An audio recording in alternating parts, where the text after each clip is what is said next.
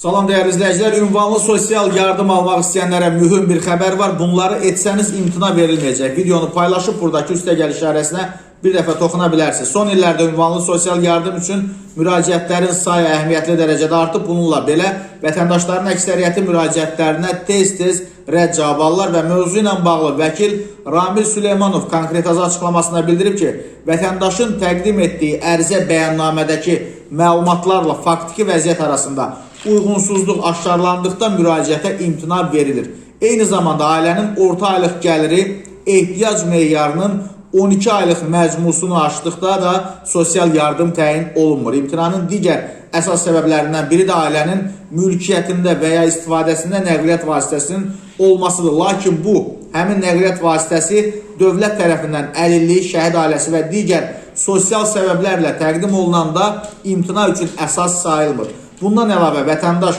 əmək fəaliyyəti ilə məşğul deyilsə və ona məşğulluq agentliyi tərəfindən təklif edilən işdən rəsmi şəkildə imtina edibsə, o zaman sosial yardım verilmir.